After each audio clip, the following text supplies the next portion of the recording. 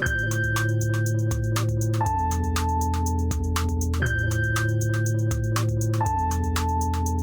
right, everybody, welcome back. This is the end of the world with Michael and Stu.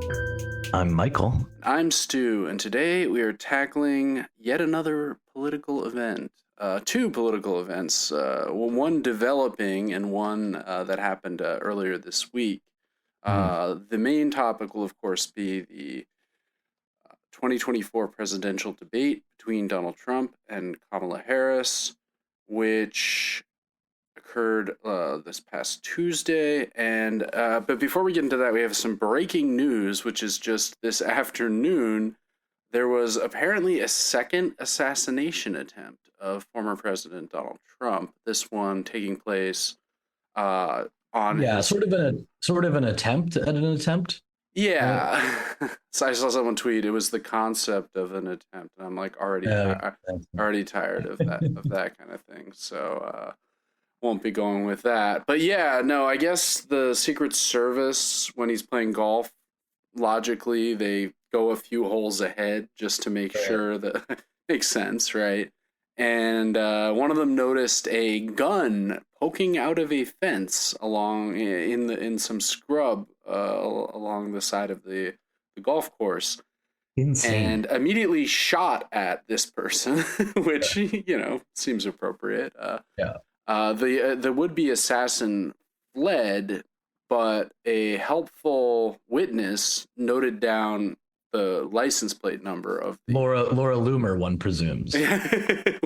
Although she's out, she's been banned from the Trump entourage. From the plane. I bet she can still kick it at the club. Well, one would hope. I mean, if anyone's earned it, she has. But yeah, so pretty insane. And then this guy was, his name is Ryan Routh. He was arrested not too far away by local authorities and is now in FBI custody. He is a remarkable character, I would say. Yeah, you found his Twitter, right? Yeah, I mean, people found everything that's ever been done by this guy online. Unlike the first guy. Well, I think the first guy, a couple key differences. The first guy was like 21 or whatever, right? He was a kid, and he was perhaps a little bit more aware about the implications of having a lot of stuff online. Although in this case, it doesn't, so far from what I've seen, it doesn't feel like the tweets this person's left behind, this Mr. Routh, are indicative of any clear motivation. I mean, like, they speak more to a general unwellness, right? I would say so. He seems obsessed with Ukraine, but also he's constantly trying to like reroute Afghan soldiers to various conflict zones around the world. Getting like Elton John to sing a song for him. And who does he think he is? He puts a phone number at the end of all his tweets, right? Yeah. He's like, give me a call, Bruno Mars, or give me a call, Elton John. Yeah, who does he think he is? Princess Di? Not gonna cut it. I've seen several takes. Mueller, she wrote, the esteemed and always trustworthy podcast, not at all run by blue-pilled maniacs, was like, this is 100% a false flag. Just immediately within really? Yeah, within like an hour of this news breaking. And to me, Ken Klippenstein, to what end? To generate support for Trump? Yeah, I think the deep state's out to get me. Look, they sent another a deep state then. Yeah, okay. Well, that's what Mueller, she wrote, is assuming the narrative that they're trying to create is. And then, Ken Klippenstein, who I'm not crazy about. Like, I think he does good work, but he sort of rubs me the wrong way. He's a little smug sometimes. I like him. I think he does good work. I've heard a lot of interviews with him, and that is made me like him less, let's just say. But he was like, I don't know what this is, but it's a little weird to say with 100% certainty within the hour What's the theory? The theory is that they like have this guy over the course of years create this really bizarre tweet storm and then choose him for the mission. Is this? Yeah, I mean, well, let me bring up another voice in this debate. Edward Snowden, He's weighed in. Friend of the pod, Yeah. said, "Look, this is all very early days, so to speak, but the guy kind of reminds me a bit of Oswald. You know, he's been in Ukraine. It's not the government can't say they're unaware of this guy. Like, Really? Yeah, he was in Ukraine, like trying to raise. That's why he was tweeting at Bruno Mars and Bono and all the biggest, and Elton John, as you do when you're in Ukraine, as one must. But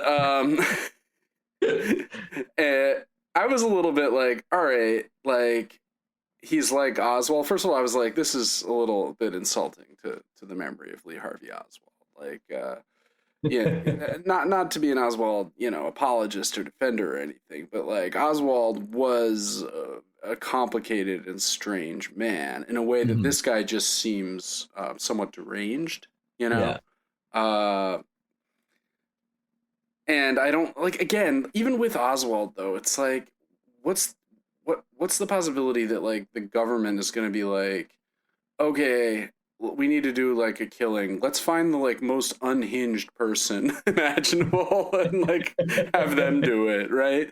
It's always something that bothers me about like Oswald like couldn't keep a job because he was like constantly getting fired for like using the copier to print runoff copies of communist like literature and stuff. Like, so that that always is like. I mean, it's just most likely a guy who's deranged doing something deranged, right?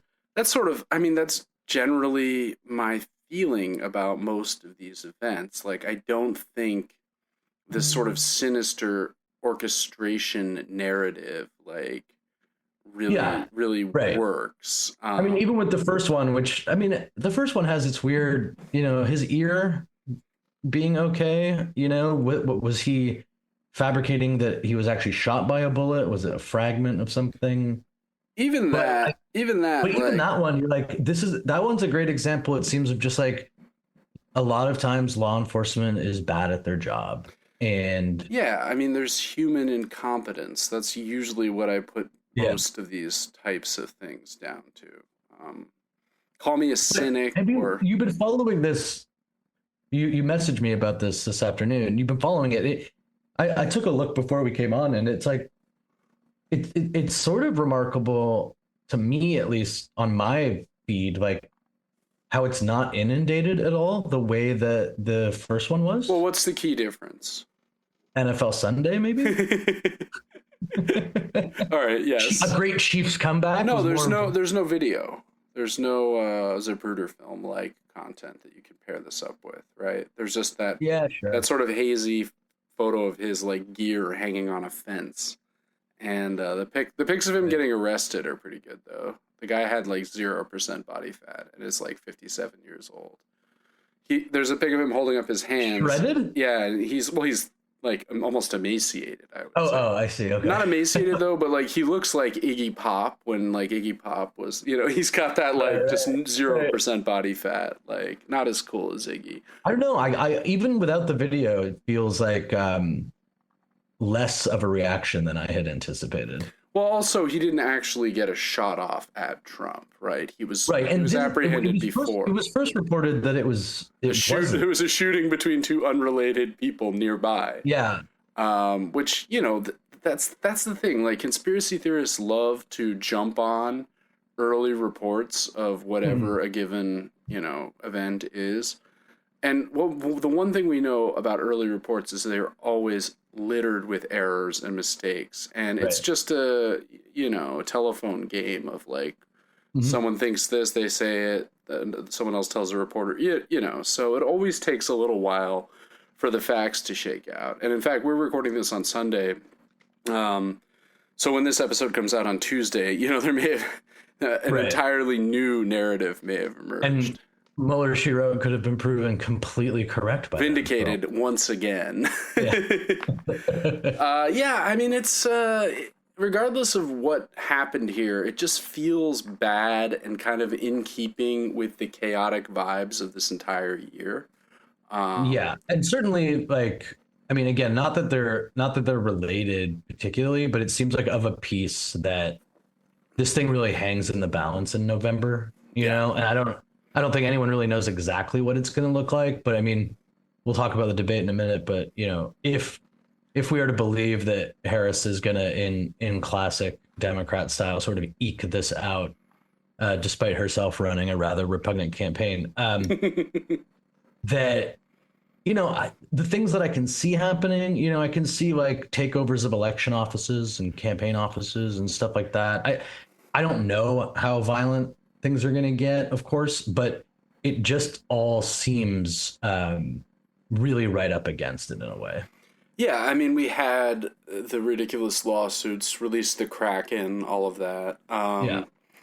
And then, of course, January 6th, the most, the worst day in American history since the Civil War, according to Mueller, Right. she wrote. But, You get the sense that they're going to up the ante, maybe. well, like you can already see it. I mean, we talked about this way back in 2016 when it was all about like whether they'd accept the results of the election, and Hillary was bragging that she would, and all of this, and like it sort of plays into that, right? Where you take someone like Elon Musk on X, right, and he's basically spending a lot of time each day explaining that the election isn't legitimate. Yeah. Right. Yeah. It's the underlying tone of basically everything that is being said from the amazing eating dogs moment all the way down. This sort of combination of xenophobia, but also like outright contesting of the election. I think in a way that has every chance, if not in terms of the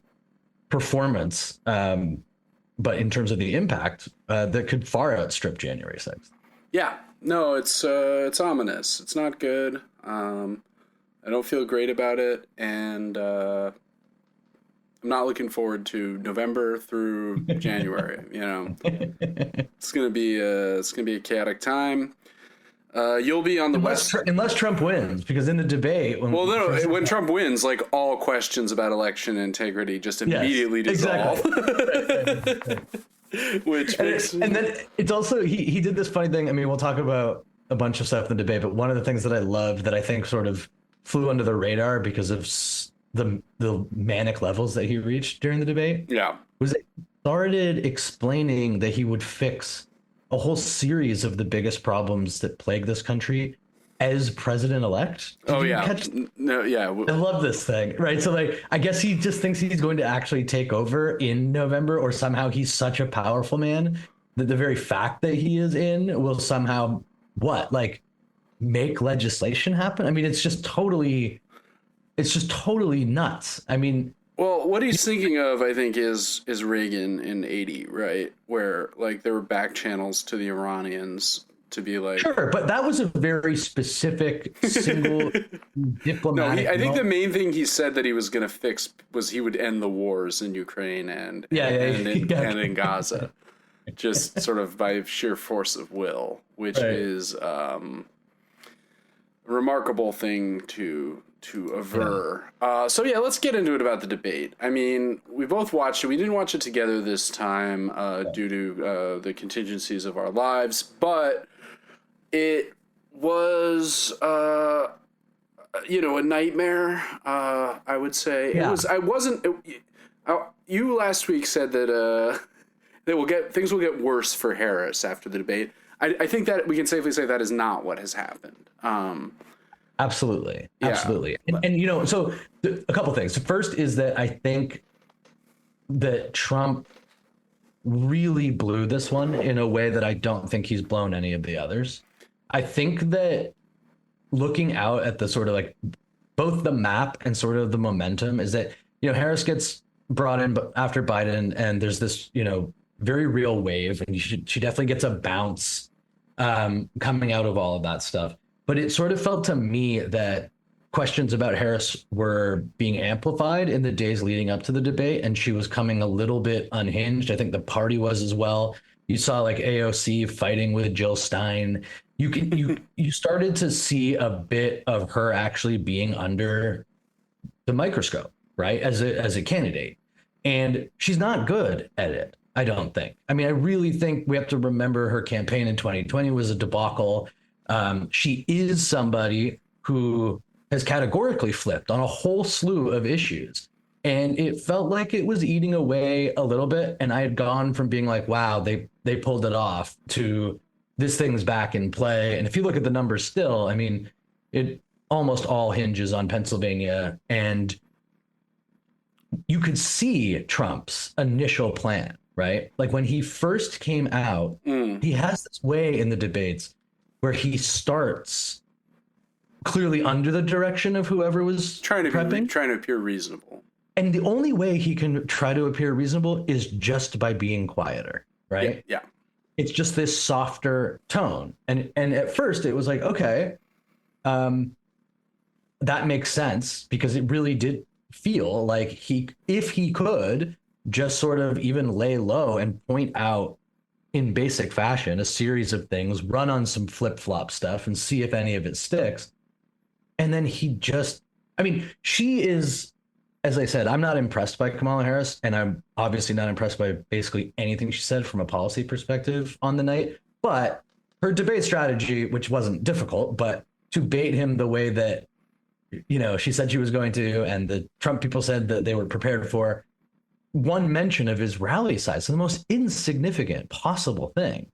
And the next hour and 10 was just completely bonkers.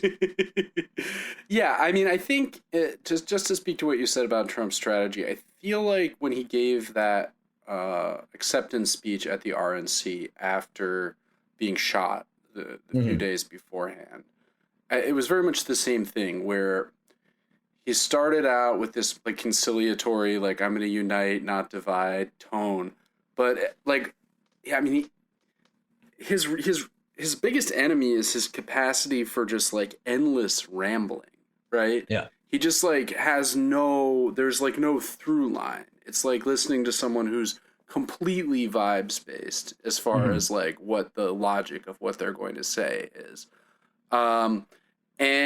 Yeah, no, I agree with you. Like all of the immediate takes from the pundit class. I read an analysis of this somewhere, and I forget where, so forgive me for not attributing it properly. But someone was basically like, look, pundits and journalists are very loath to be like, Trump was wrong, Harris was right. Or, they don't want to like take sides because that makes them appear to be biased. But what they love to do is analyze like how effective the candidates were. So they're just like all like salivating at the fact that Harris was baiting him so successfully, so repeatedly, just like over and over again. I thought Harris did a good job as far as like coming out and like forcing him to shake her hand. Like that made him seem weak to me. Yeah, I mean, this is like in keeping with the whole process now, right? We've completely given over to style over substance. I mean, right? I totally, but in fairness, like I think with debates, like that is all it ever really is, right? I mean, even going back to Nixon Kennedy, the first televised debate, right? It's like no one remembers a single thing about what either candidate said. All they remember is that like Nixon had sweat on his upper lip and like looked like a slimy, ornery freak. I guess I mean that, like, I think Trump's own role in pushing it into like the profoundly spectacular, right, is just that you think back to you remember like say like a Romney Obama debate. I mean, it was full of very similar drivel in a sense, in terms of like the hope and change of it all, the like inspiration vote that is being pursued, but like. And maybe I'm just not remembering correctly, but it just feels to me that there was a discussion, however pointless and stupid, that this doesn't even come close to emulating, right? Like this event is just a guy scrambling and then a woman chuckling and then a woman warning people, right? Yeah. I mean, I think you're right. Like, I bet if we went back and watched the JFK-Nixon debate or the Clinton-Bush-Perot debate or any of them... Douglas. What's that? Lincoln. Lincoln Douglas. Well, that wasn't president. That was a senatorial debate, of course. Oh, sure. Okay. But entirely different thing, Michael. I can't believe you would equate the two. No, I think you're right, though. I think we would find that there was, even if it was paltry, there was more substance to those debates. There were actually policy points that were brought up. And I mean, Trump's one policy point was basically just, I have it highlighted in my notes, we're going to do tariffs. Yes, right? Like that's like the one thing he would just say almost regardless of the question. It's just like, you know, we're gonna make so much money from these tariffs. And like the hosts, I thought, did a good job. The moderators, David Muir and Lindsay Davis, where they were just like, Mr. Trump, like, economists have said, like, tariffs like tend to drive up consumer prices. Like, what do you have to say about that? And he's just like, they're wrong. You know, like he just. Well, I guess in fairness to like holding the past up to the same standard, we did have Herman Cain's famous 999 debate. Wow. Yeah. The tariff thing sort of touched on that, where he would just say 999 to the point where the crowd was laughing every single time he was asked the question. God, rest in power. I still remember after fully like the fifth time they came to Herman Cain with some question, you know, about like healthcare or something, and he knows he's doing it, so he has this moment of awareness because, oh, you're not going to believe this, but 999. Right? Yeah, one of the COVID victims, one of our great losses from COVID. Yeah, Mr. Cain, killed by a Donald Trump rally, of course. Mm-hmm. So yeah, just to get into what little substance there was, I thought Harris did a good job of just reminding everyone how bad COVID was and that Trump was in fact president when all that happened, right? Sure. I feel like he sometimes tries to act like COVID was something that Biden did. You know, it's just kind of like. In fact, the only thing he distances himself from is the vaccine. The one good thing he did do during his entire presidency, arguably. Yeah, it's quite funny. Then his attacks were so out of left field, right? On the one hand, he just called her a Marxist and was like, her dad is a Marxist. And it's like... Yeah, what is it that you said? You said to me during the debate, it's like, if only Kamala Harris was exactly what Donald Trump described her as being. Yeah, you know? I mean, she'd be... Gonna end fracking on day one. You know? Yeah. Day one of the continuation of her stay at the executive branch. And then, like, right, because, like, that's what Biden's been all about, is Marxism. Like, that's really what we've seen in the last 3.5 years. I thought she was also good on abortion, and that, like, kind of spurred Trump into, like, they're executing the babies talk, right? Yes. Which is, like... Which was brushed under the rug by the eating dogs thing. Right. But, I mean, I think it's also familiar. It's come up before. This is something he's tried to say before, and he kept going back to it. He kept insisting that they do kill babies after they're born. Yeah, and then eventually the moderators were just like, actually, there's no state in the country where it is legal. That is murder. You know, it's just like, oh, right, back to reality. Also, he kept attributing. He was like the former governor of West Virginia. Not the one we have now. He's great. And then later he was like, no, the Virginia governor. I'm like, well, so which one is it? Right. He just like could not keep that, ridiculous lie, even self-consistent. Right. And, like his stuff about how every legal scholar in America wanted Roe to be overturned. It's just like, bro, like, what are you talking about? He put himself up as a hero to people of all political stripes for bringing abortion back to the states. Right. He was like, everyone wanted this. Yeah, it was very much like everyone thought they had WMD moment, right? Yeah. Where it's like, that's not how it happened at all, man. Like, no, it was just a remarkable moment of sort of nonsense. I was dating someone 20 years ago who was like applying for a job for like a assistant, for a legal professor at Yale who was working on the Stenberg versus Carhart case, which is like, or like the Stenberg versus Carhart, which is like the sort of so-called partial birth abortion ban. This was like a big issue and the Casey case, which are like the refinements of Roe versus Wade. It's like Roe versus Wade was the law for 50 years.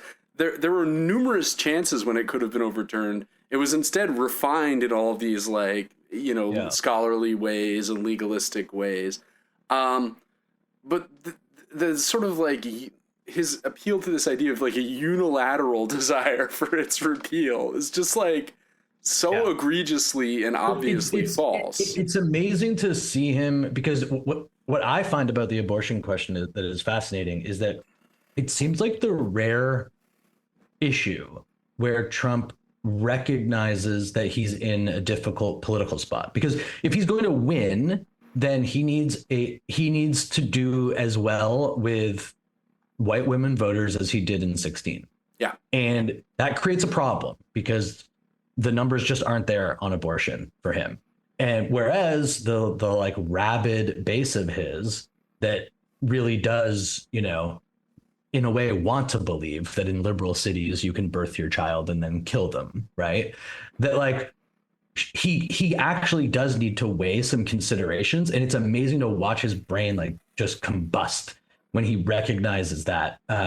It doesn't quite look like a recognition, but you can sense it in the way that he scrambles, right? Because usually he just sticks to like two or three things, says them over and over again, whatever the issue is.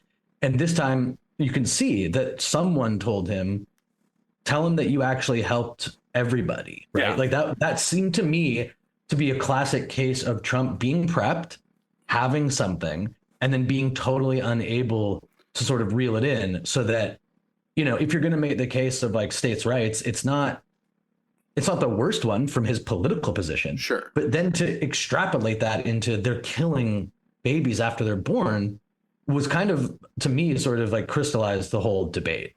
Yeah, and I think like one of the weird things about Trump is because he's a celebrity and is obsessed with celebrity, he has this impulse to be all things to all people in the way that he imagines like a Tom Cruise can be, or that like the great celebrities like transcend these, like, even if they have like Tom Cruise is a perfect example. Like he is a Scientologist. A lot of people have problems with that, but he is such a great star that he transcends even these like inconvenient background details of his life, right? And Trump, I think, aspires to do the same thing, but you can't really do that. I mean, by the same token, like we'll get to the eating dogs thing, but like when he brought up Israel, right? When Israel finally came up, and he was like, Harris hates Israel. Yeah. Israel will be, in the next 5 years, if Harris is president, Israel will be like wiped off the map. And then he was like, okay, got her. But she also hates Arabs. Right? And it's like the opposite of that, right? Where he's trying to like paint her as if she just is like a nihilist who wants to annihilate everyone. And then, of course, Harris, with probably her worst moment in the debate, was like, I do not hate Israel. Yeah. Didn't say anything about not hating. Did not clarify about Harris. I was like, wow, the lady protests too little. Out genocide each other was a fascinating. It's very, very, very disheartening, of course. And that's obviously like, it just feels like, I mean, we've talked about this a lot off mic, but it just feels like, to even offer like a modicum of like the possibility of like conditions for aid. Yeah, it's just never mind aid. Right. And they just refuse to do that. It feels like it would be a winning issue, especially among the base who. Well, it seems like you think about even 4 years ago, right? The things that Biden ran on, in addition to get rid of Trump, there were some carrots, right? Minimum wage was going to go up. There was the famous $2,000 check that became a $1,400 check. Oh yeah, I remember that. That was good. And you see that the Democrats have gotten to this point. It's been coming. It's been an evolution, I think, of essentially, you wonder, why do they always move to the right? Why do they do this? Like she was bragging about having like Dick Cheney's endorsement in the debate, as we predicted she would, I think. Right, and like these were the people in 2008, right, that Obama was describing as the worst people to ever exist in American politics, etc. But who he nevertheless utterly refused to investigate even. Oh, of course. But my point is just that, like, the fact that you can say that is a good thing shows that you have no political spine and no genuine idea. Or no soul, I mean. Right. Because if anything, if like, we should at least exist in a system a mere, 16 years later, where we can still be like, I don't need Dick Cheney's endorsement. Thank you very much. Right. Yeah. But instead we have to. So what is happening here? And it's sort of getting to its the peak of it. But again, like, who knows how bad it can get? I don't know. But what they've always done and what they're doing, right? The playbook is to not promise anything, and not so that you don't have to deliver anything. So you can keep the maintenance of the greater, like, right, corporate imperial project underway. And you basically run in a way that puts the election on a razor thin edge. Right. Yeah. And so all of these things that they could do to just comfortably win Michigan, win Pennsylvania, these things that could put the election to bed so easily, they will not do them. And instead, they do this thing where they're like, we still think this guy is so repugnant that he will just barely lose. And if he doesn't, we'll blame all the people who don't vote for us on whatever moral grounds they might have. Right. Yeah. And that, to me, is the most depressing part of all of it, is that they are also genuinely evil. Like, their brand of manipulation, I'll go sort of a little bit, tack a little bit away from the Israel thing to make the same, which is that in the climate change exchange, right? Yeah. What basically has happened here is that one group, the Democrats, think that they occupy they get some sort of points for registering that it is real, right? So they say it's real, and then they usually say something like, and not only do I know it's real, it's actually an existential threat, right? Like, that's the line. Yeah. And then there's no plan to actually even come close to doing anything in terms of, like, the greater corporate structure that would have to be adjusted to. In fact, even in her discussion about climate change, within 2 lines, she's talking about how proud she is to have created 800,000 manufacturing jobs and drilling more oil, and it was even the lip service, right? Like, even the lip service, the Obama, like, the oceans are healing or whatever moment, right? Yeah. Never mind the fact that, like, there's a certain, I wouldn't use the word respect, but there is an honesty to the sort of manipulation of the right to go, it's a hoax, right? Because they're just saying it's not real, and that's clearly out of self-interest and economic interest and all the rest of it. But in the Democrats' side, so is saying it is real. Yeah. Right? No, that's brilliant. Yeah. That its reality is treated as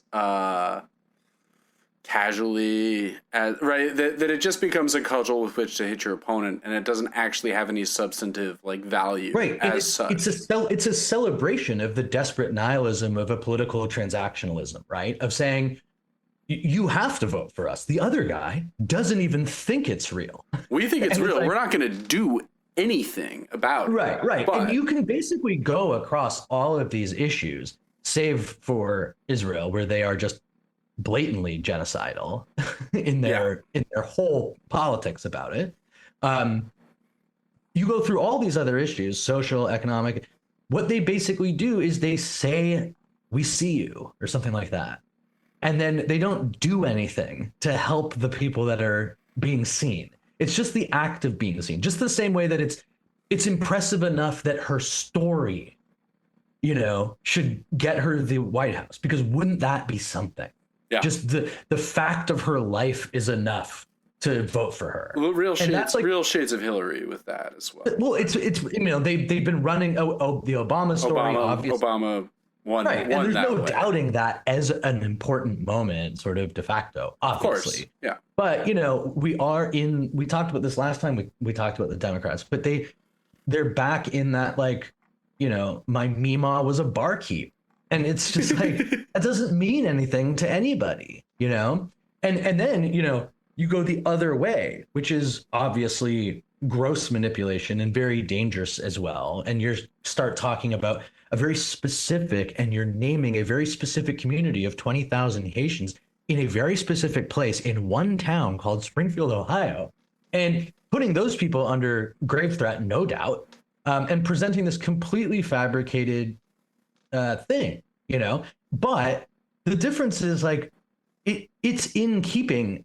That's what they want to follow through on. They genuinely want to use their rhetoric to then deport people. Yeah. Right. Kamala doesn't want to use her rhetoric on climate change to then deal with it, or collective bargaining or whatever else. It's all going to end up still being like either incremental or completely bogus. Yeah, my hands are tied.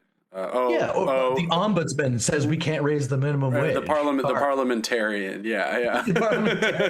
Right, sorry. Oh, sorry. One of our Democratic senators has become independent and refuses to caucus with us on these crucial issues. And it's, you know, to finish on the climate thing, it's always been a joke the way that this has been addressed on these stages. But you are now talking about it is fully the last question, right? Yeah. So in old debates, even though they were nightmarish in their own way, you would have a series of questions about things. And then the second last one would always be like, name a flaw, or someone who you looked up to. It's always something like softball, and then they give their closing statements. And this time it was like, oh, by the way, like climate change. What about that? Right. Yeah. And so like when you look at her actual like her discussion about climate change in the debate, it just says like, I'm proud as vice president over the last 4 years, we've invested $1 trillion in a clean energy economy.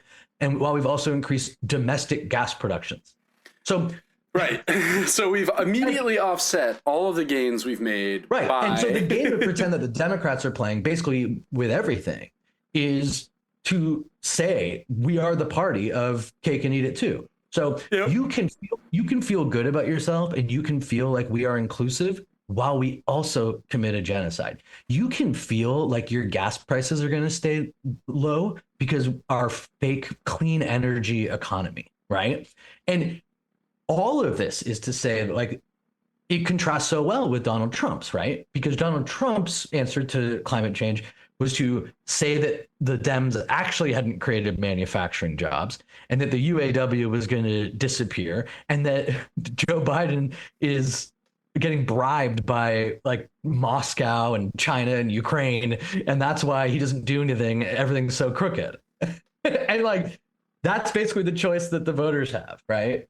Yeah. And to see it distilled that way is so amazing in the context of a global, unfolding global catastrophe. Yeah, and I just to take back to the Haitian, you know, the standout moment of the night in terms of its just appalling character.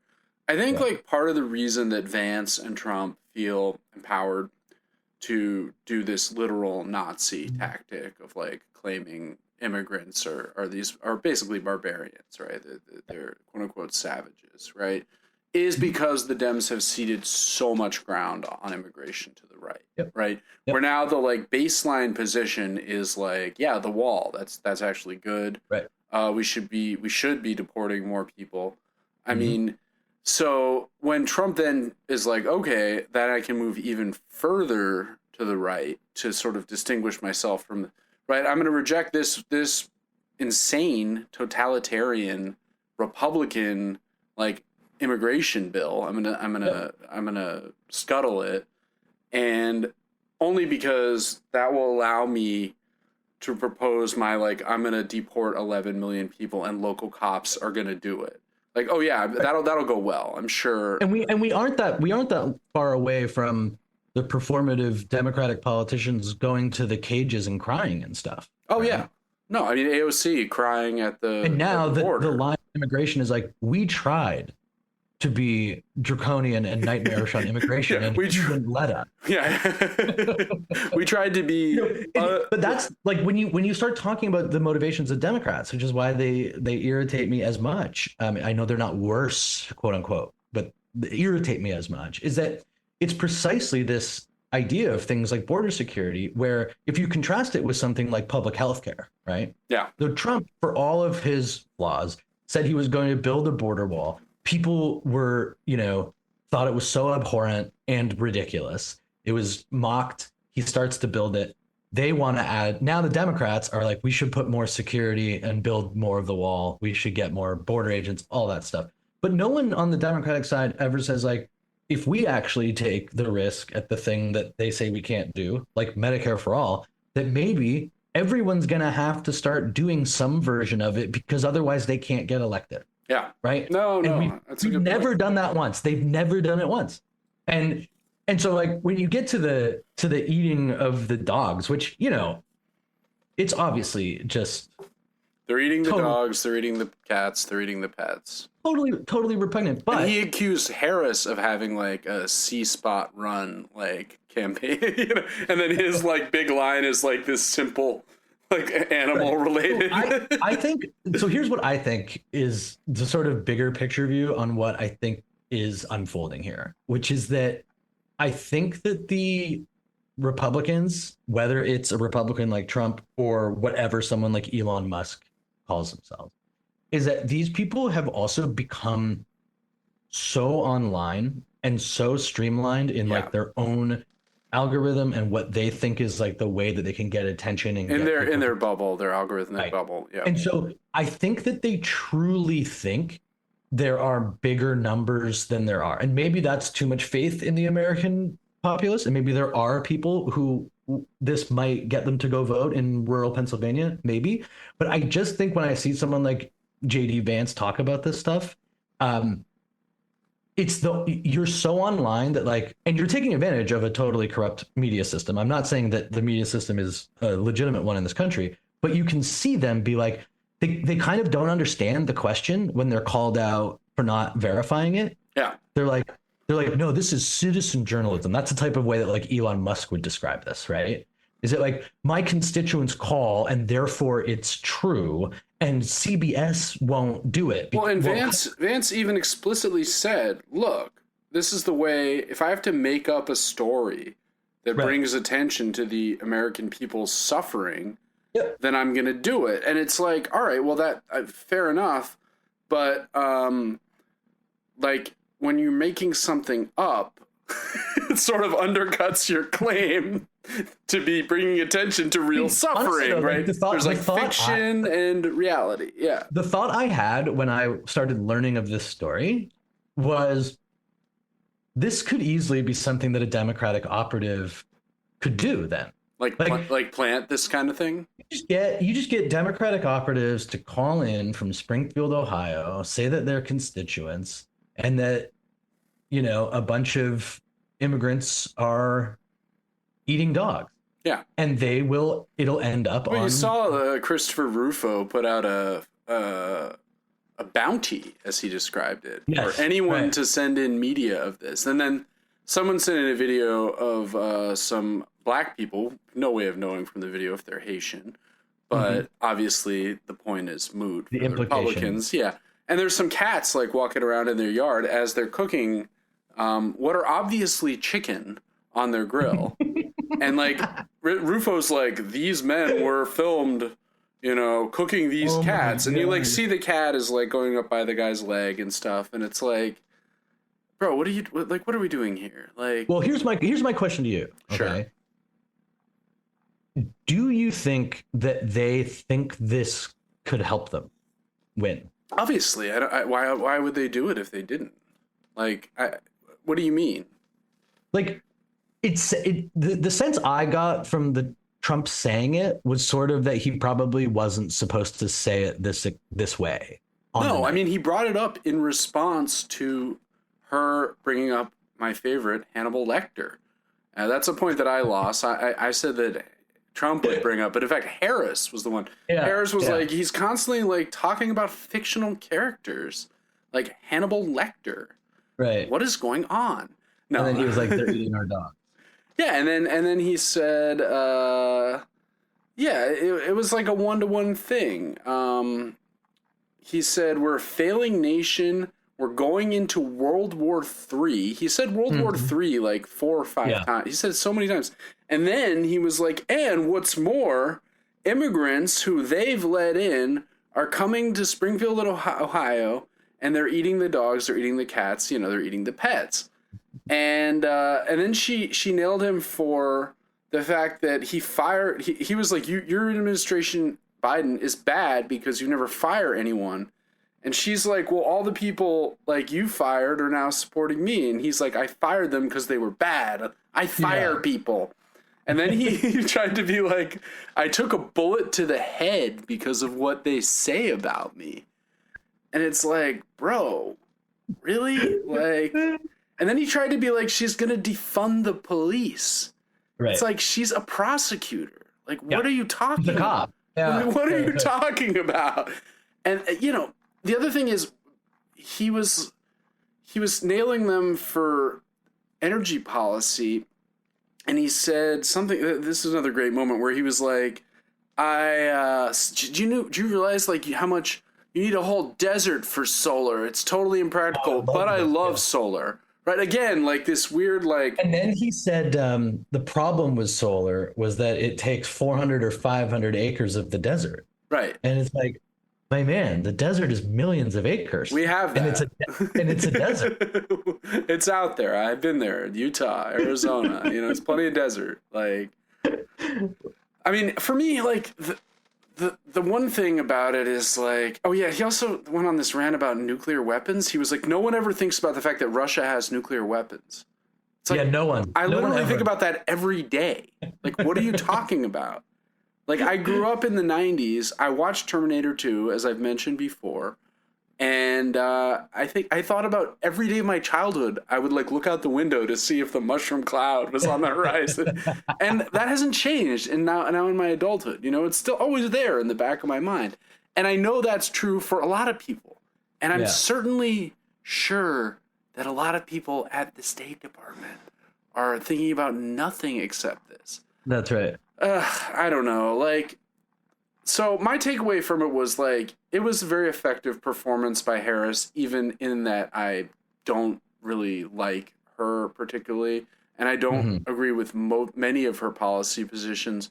Trump is just such a, Trump is like, he's unspooling, it's like there's like this like ball of yarn that a knot. Yeah, I mean, it's just like a completely spent force, right? I mean, it's over, and so now they're just going down with the ship and hoping to eke out, the 3 states that can swing it, basically, right?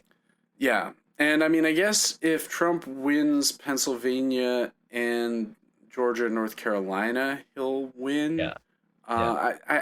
I'm following Ed Germentum for this, but there's a lot of different ways this can shake out. He even posted a nightmare tie scenario. Oh, God. That's what we'll get, knowing. Well, so they're not debating again? Is that right? No, I mean, Harris immediately asked for a second debate, and Trump has said no. So we've got he claims only losers asked for a second debate, and it's like, okay, that makes definitely. We got the vice presidential debate, which I don't think will be as consequential. Waltz versus JD. They never are. When is that? Do you know? October 1st, I think. It's early October. So, yeah, but I thought it was for the reasons we've spoken of, like pretty disheartening. But by the same token, it's like since we did the DNC episode and we talked about the lethality speech, as I've come to call it, about how America will have the most lethal military. I'd been really like feeling like Harris was doomed. And we've talked about this just in our normal conversation several times. Yeah. After this, I was kind of like, all right, like maybe she's not as doomed as I thought. But, like you say, I mean, there are several ways that you feel like just gesture towards a few things could really. Well, it's as though it's like when someone plays golf with their handicap, right? Mm-hmm. To sort of like even things up. That's sort of how it feels that they run these campaigns. It's like, you don't have to do that. You can take a couple serious popular positions and destroy a candidate as unlikable as Donald Trump. Yeah. And yet instead they do it in this manner. And so, like, you know, then they wonder why he won or it's so close, you know, and we just never see them decide to go that route and win a comfortable election. I mean, there's no reason that this election, not that it wouldn't be close because it is so polarized, but to me, there's no reason that this election needs to be on a knife edge. He won once. He was one of the worst presidents ever. He's totally lost his mind. He lost an election just the last time. Although he won't admit even now. Yeah, that was another thing right. that she got him on, right? Right. But, you know, like, and they just can't do it because, like, these are the things that they want to be able to do. They want to be able to, whatever it is, stand with Israel, make sure people who like their health insurance at their work get to keep it, you know, like these are the things that matter to this party, and you've just got to, like, realize that's the case at some point, you know. It's true. Well, I think that's pretty good for our debate coverage. What are we doing next week? We're talking about a little favorite film that I may have alluded to, namely The Terminator. Yes, getting back into the wheelhouse of the podcast. Yeah, just talking a little bit about time travel, cyborg dystopia, sort of the good stuff. And a great movie, really fun, really great, you know, star-making turn, even beyond Conan for Arnold Schwarzenegger. For Arthur Schwarzenegger, you remember him? I wish. Yeah, Arnold Schwarzenegger, a wonderful star, if a somewhat problematic guy. Also, former politician. Let us never forget. So we'll be talking about Terminator. Until then, if you want to, we'd really appreciate it if you'd subscribe to the podcast, follow us on Instagram at the End of the World WMS. Told a friend about the pod. We were out this weekend. I was hanging out with Michael with some friends. Michael's moving away for a time. And I was mentioning, we do this podcast. You should do this podcast. You should give it a listen. You could even mention it to an acquaintance. If you want to you know. It doesn't have to be a friend. Or a family member. Or a pet. Yeah. But in any case, we will be back with Terminator next week. And until then, this has been The End of the World with Michael and Stu. I'm Michael. I'm Stu. And talk to you real soon.